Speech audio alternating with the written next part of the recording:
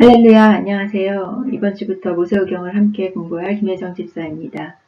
모세오경이 성경에서 굉장히 중요한 부분이고 신학적으로 어려운 내용들이 많은 부분이라서 제가 섬기기에는 정말 한없이 부족합니다. 하지만 순종함으로 한번 섬겨보고자 합니다. 제가 뭘 가르친다라기보다는 제가 먼저 공부하고 요약한 것들을 여러분들께 나누어 드리고 정리해 드린다는 생각으로 섬겨보도록 하겠습니다. 오늘을 포함해서 앞으로 7주 동안 다음과 같은 주제를 가지고 모세오경을 공부해 보려고 합니다. 각 주마다 공부할 내용에 대해서는 오늘 공부 끝에 간략히 다시 소개하도록 하겠습니다. 오늘은 7강 중 첫 번째 시간으로 모세오경의 큰 그림을 보도록 하겠습니다. 저희가 가지고 있는 성경의 전통적 분류를 먼저 한번 살펴보겠습니다. 저희가 가진 성경의 순서는 헬라어 번역본인 70인역의 순서를 따르고 있습니다. 이렇게 크게 율법서, 역사서, 시가서, 예언서로 분류할 수 있는데 이 중 율법서 5권과 역사서 12권을 한 묶음으로 그냥 역사서라고 분류하기도 합니다. 물론 우리가 가진 성경의 목록들은 역사 순서대로 나열한 것이 아닙니다. 우선 문학적인 장르로 역사서, 시가서, 예언서 이렇게 큰 그룹으로 나누고 나서 각 그룹 안에서 비교적 역사적인 순서에 따라 다시 배열한 것입니다. 따라서 장르가 바뀌는 곳에서는 맥이 끊길 수밖에 없습니다. 예를 들어서 역사서의 마지막 책인 에스더서와 또 시가서의 첫 번째 책인 욥기는 맥이 이어지지 않습니다. 에스더서는 구약의 말기인 포로 귀환 시대, 욥기는 창세기의 족장 시대와 배경을 같이 하고 있기 때문입니다. 또 예언서들도 분량에 따라 양이 많은 5권을 맨 앞에다 두었기 때문에 당연히 연대순이 아닙니다. 각 예언서의 역사적인 배경을 이해하고 다시 순서를 바로잡아야 이해하기가 쉽습니다. 이 중에서 우리가 공부하게 될 율법서, 즉 우리가 모세오경이라고 부르는 첫 번째 묶음에는 창세기부터 신명기까지의 5책이 들어있습니다. 이 묶음을 우리는 토라라고도 부릅니다. 이 토라는 모세오경을 지칭하는 고유명사이기도 하지만요. 유대인들에게 있어서는 교훈, 가르침, 지침이라는 광범위한 뜻을 가지고 있기도 합니다. 헬라어로는 5 두루마리라는 뜻의 펜타토크라고 불리기도 합니다.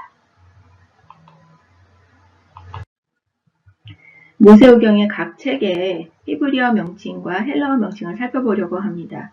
왜냐하면 명칭을 통해서 그 내용을 엿볼 수 있기 때문입니다.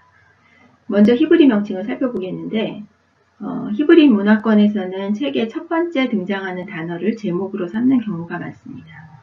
그래서 모세오경의 히브리어 제목도 각 책의 첫 번째 단어 혹은 문구입니다. 창세기는 베르시트, 한 처음에라는 뜻입니다. 영어도 in the beginning, 한국어도 태초에 라고 되어 있죠.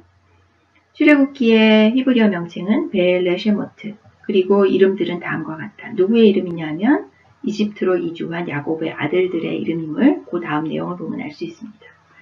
레위기의 히브리어 명칭은 바이크라인데요. 그 뜻은 그리고 그가 부르셨다. 그 뒤의 내용을 보면 누구를 부르셨냐면 모세를 부르셨다라는 것을 알 수 있고 모세를 부르셔서 여러 가지 제사법들을 주시는 내용입니다. 민수기의 히브리어 명칭은 베미드 바르인데 광야에서라는 뜻을 가지고 있고 어느 광야냐 하면 출애굽해서 시내 광야에 도착해서 그곳에서 인구조사를 하는 내용이 민수기 1장에 나옵니다. 신명기의 히브리어 명칭은 엘레 하드바린이라는 명칭인데요. 말씀들은 다음과 같다 하면서 그 말씀들이 이어지는데 어떤 말씀이냐 하면 모세가 모압 평지에 도착해서 자신은 이제 죽어야 하지만 남아있는 2세대를 위해서 그동안 광야에서 하나님이 인도하셨던 것을 다시 전달하는 내용의 말씀들입니다. 다음으로는 헬라어 명칭을 살펴보면요. 아마 이것을 들으시면 영어의 제목 혹은 하나의 제목이 생각나실 겁니다. 창세기의 헬라어 명칭은 게네시스, 영어 명칭으로 제네시스, 한국어로는 창세기, 다 같은 뜻들이죠. 계보, 기원이란 뜻입니다. 출애굽기의 헬라어 명칭은 엑소도스, 탈출, 떠나옴이라는 뜻이고요. 영어에서도 엑소더스, 또 한국어에서도 출애굽기라고 되어 있죠. 레위기의 헬라어 명칭은 레위티콘이라는 명칭인데 레위들의 라는 뜻입니다. 아시다시피 제사법과 레위인들에 관한 얘기들이 많기 때문이죠. 영어의 제목도 리비디커스, 한국어의 제목도 레위기 이렇게 되어 있습니다. 그 다음에 민수기의 헬라어 명칭은 아리스모이라는 명칭을 가지고 있는데 숫자들이라는 뜻입니다. 그래서 영어 명칭에도 numbers라고 번역이 되었고 한국어 제목에도 백성 민자에 셀 숫자를 써서 민수기라고 부르고 있습니다. 또 신명기의 헬라어 명칭은 듀트로노미온이라는 명칭인데 듀트로 두 번째, 노미온 법 두 가지 단어가 합쳐져서 듀트로노미온입니다. 영어의 제목도 듀트로노미 그리고 한국어의 제목도 거듭 신자를 써서 신명기라고 부르고 있습니다. 모세오경의 전체적인 내용을 한번 보겠습니다. 우리가 가진 성경에는 모세오경이 5권으로 뚜렷하게 나누어져 있지만 사실 각 권의 내용은 서로 연관되어 있고 이어져 있습니다. 표에서 보시는 바와 같이 창세기부터 신명기에 이르기까지 각 책을 뛰어넘어서 내용이 이어져 있습니다. 창조에서부터 온 인류가 흩어지기까지의 내용이 창세기 1장부터 11장 첫 부분까지 나와 있고요. 그 다음에 창세기 11장 10절부터 50장 끝까지 히브리 백성을 창시한 조상들의 얘기, 그러니까 셋의 자손의 족보가 나오고, 그 다음에 이제 그 족보에서 아브라함이 이끌어내어지고, 그 뒤를 이은 아브라함 뒤에 아들 이삭, 그 아들 야곱, 그 아들 요셉의 얘기가 이어지고 있습니다. 그리고 출애굽기에는 히브리 백성들의 그 종살이의 모습과 또 하나님께서 인도해 내시는 출애굽의 얘기가 쓰여져 있고요.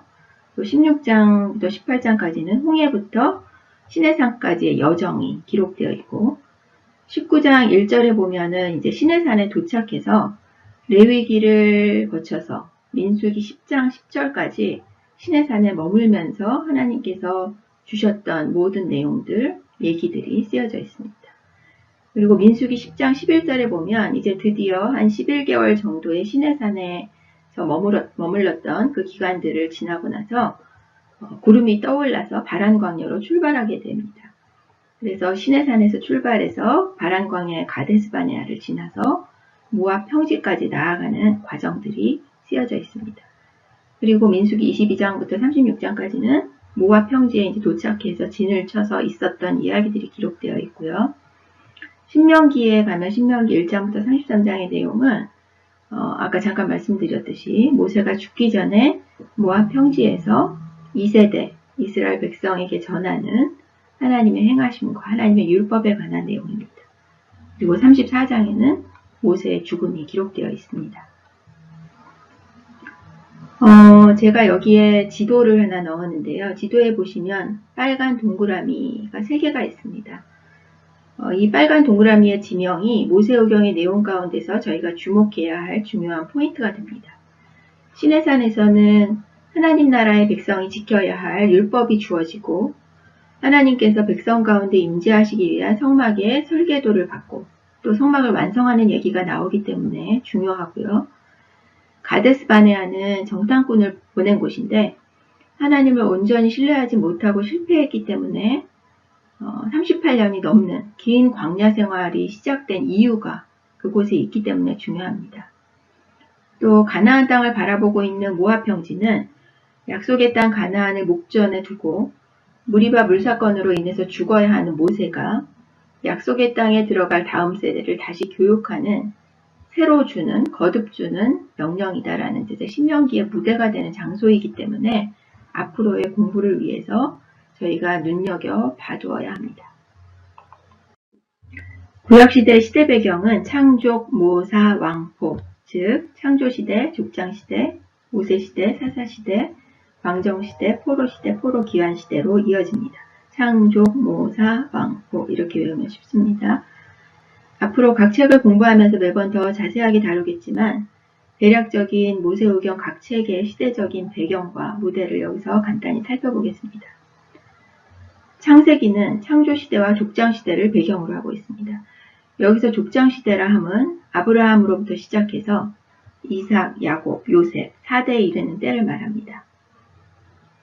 창조와 타락이 있었던 에덴 동산, 셋의 후손들 가운데 아브라함을 택하시고 부르셔서 인도하신 가나안 땅, 요셉이 팔려가서 총리가 되는 과정을 통해 야곱 집안 70명이 이주한 이집트 땅이 창세기의 무대가 되고 있습니다.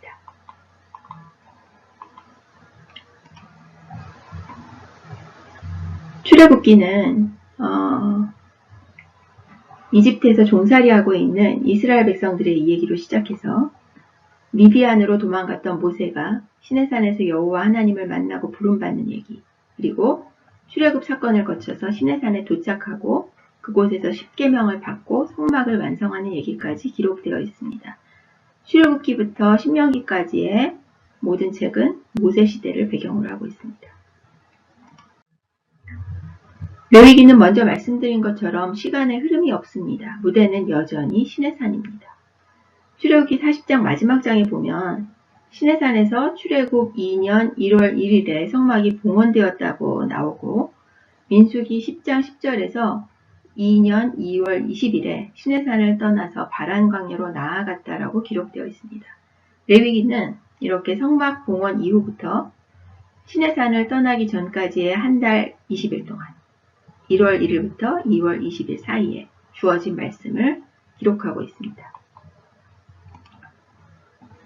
민수기는 시내산에서 인구조사를 하는 내용으로 시작해서 10장 11절에 시내산을 떠나 바란 광야로 나아가고, 가데스 바네아의 불순종으로 인해서 38년이 넘는 광야 생활 후에 모압 평지에 도착하여 벌어지는 이야기들을 다루고 있기 때문에 이 세 곳이 무대가 됩니다. 신명기는 모압 평지에 도착하여 이제 요단강만 건너면 가나안 땅에 들어가게 되는 때의 이야기입니다.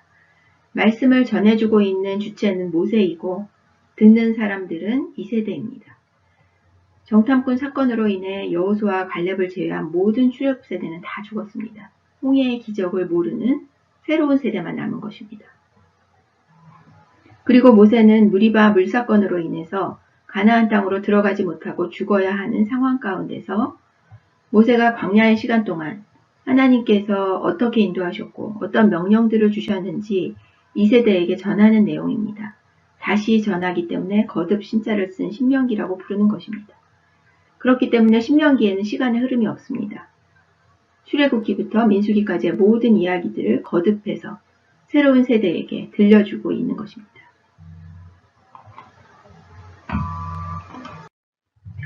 성경을 크게 두 부분으로 나누라고 한다면 어떻게 나누시겠어요?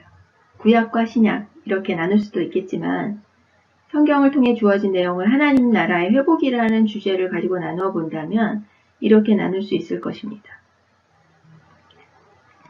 창세기 1장부터 타락한 인간의 극치를 보여주는 바벨탑 사건이 나오는 11장의 앞부분까지가 창조와 타락에 관한 얘기로 한 부분이고, 또 창세기 12장에 아브라함을 부르시는 장면부터 시작해서 성경은 맨 끝 요한계시록까지가 하나님 나라의 회복되는 과정으로 또 다른 한 부분입니다. 하나님 나라의 3대 요소를 공부하기 위해서 여기서 잠시 우리 어린 시절 학교에서 배웠던 국가의 3대 요소를 한번 기억해 볼까요? 뭘까요? 국민, 영토, 주권입니다. 하나님 나라의 백성은 아브라함을 부르셔서 다시 시작하신 그 하나님 나라의 백성이고, 하나님 나라의 영토는 약속하신 땅 가나안이고, 또 하나님 나라의 주권은 처음부터 하나님이 왕이 되셔서 창조하신 인간과 자연만물을 다스리신다는 것이죠. 성경에서 우리는 이 하나님 나라의 3대 요소가 무너지는 것도 보게 되고, 또 다시 하나님의 은혜로 회복되어져 가는 것도 볼 수 있습니다. 하나님께서는 무너진 하나님의 나라를 다시 세우시기 위해서 국가의 3대 요소 중 가장 먼저 국민을 만드십니다. 그 첫 조상이 아브라함입니다. 아브라함을 시작으로 하나님께서 그의 백성을 어떻게 만들어 가시는가 하는 내용을 창세기 12장부터 50장의 족장사에서 살펴볼 수 있습니다. 창세기 1장부터 11장은 2000년 동안의 일입니다.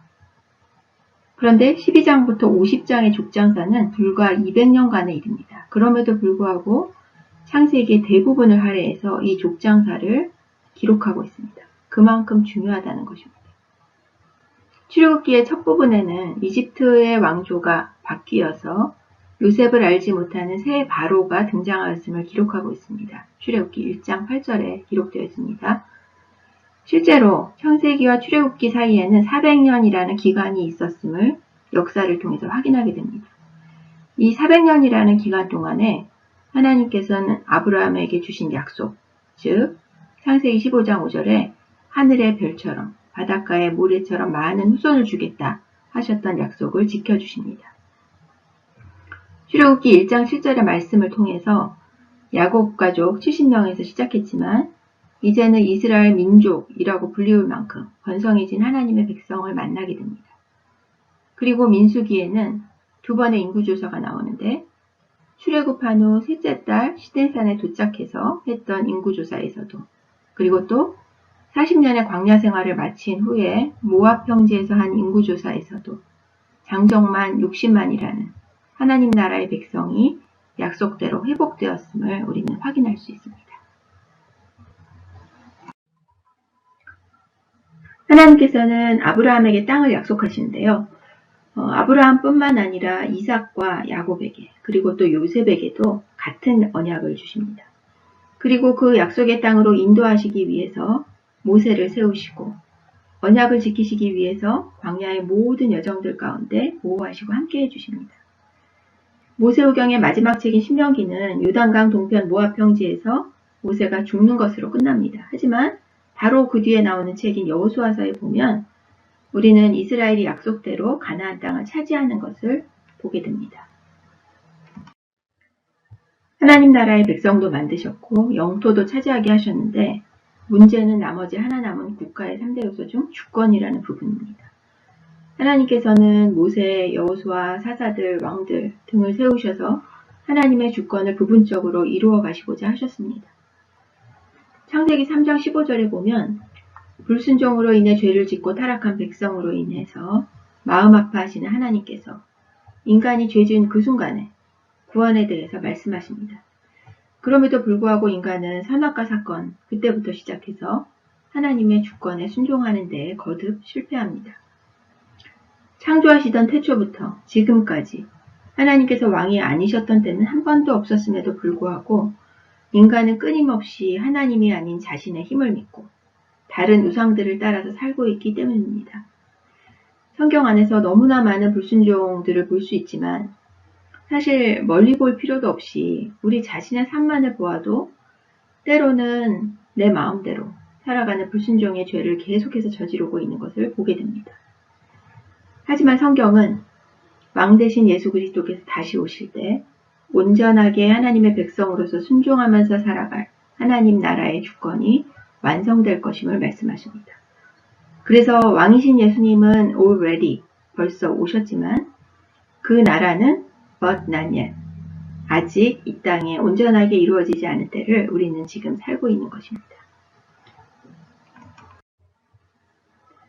반 로버츠의 God's Big Picture라는 책이 있는데요. 제가 성경의 큰 그림을 공부할 때 정말 많은 도움을 얻었던 책입니다. 제가 책의 내용을 표 하나로 정리해 보았는데 내용이 좀 복잡해 보이지만 의외로 간단합니다. 첫 번째 컬럼, 하나님 나라의 원형이, 마지막 컬럼, 완성된 하나님의 나라로 가게 되는 과정이 성경의 큰 그림인 것입니다. 그러한 과정 가운데 하나님 나라의 3대 요소인 국민, 영토, 주권이 어떻게 변화되어 가는지를 아래쪽에 표에서 보실 수 있습니다. 범죄하여서 하나님과의 관계가 끊어지니까 하나님 나라의 백성은 아무도 없게 되었고 하나님 나라의 땅인 에덴에서는 쫓겨났고 하나님께 순종함 대신에 불순종과 저주 가운데서 살아가는 인간이 되었습니다. 하지만 하나님의 우리를 향한 구원의 열심으로 하나님께서는 독생자 예수 그리스도를 왕으로 이 땅에 보내시고 그를 믿는 하나님의 백성이 온전한 복을 누리게 될 것을 말씀해 주시는 것. 그것이 바로 성경의 큰 그림이라는 것입니다. 이렇게 성경의 큰 그림을 살펴보았는데요. 이제 우리는 이 하나님 나라의 회복이라는 큰 주제 아래에서 모세오경을 7주 동안 살펴보려고 합니다. 사실 창세기부터 신명기까지의 각 책의 내용이 너무나 방대하고 어려운 신학적인 내용이 많기 때문에 매번 30분 정도의 시간 동안 각 책을 다 살펴본다는 것은 정말 말도 안 되는 것일 것입니다. 하지만 이 하나님 나라의 회복이라는 큰 주제를 놓치지 않고 끝까지 따라가면서 모세오경을 통해서 하나님께서 하나님의 백성된 이스라엘에게 그리고 우리들에게 말씀하시고자 하는 것이 무엇인지 함께 발견할 수 있기를 소망합니다. 앞으로 6번의 강의는 다음과 같이 진행하려고 합니다. 1강은 이제 오늘 모세오경의 큰 그림을 보았고요. 다음 주 2강은 창세기 공부인데 창조와 타락 그리고 다시 시작이라는 제목으로 공부하려고 합니다. 3강은 출애굽 제사장 나라로 부르심이라는 제목을 가지고 공부하려고 하고 4강은 광야학교 하나님 나라의 백성으로 사는 법이라는 주제로 레위기를 공부하려고 하고요. 5강은 광야에서 약속하신 땅으로 가는 길이라는 제목으로 민수기를 공부하려고 합니다.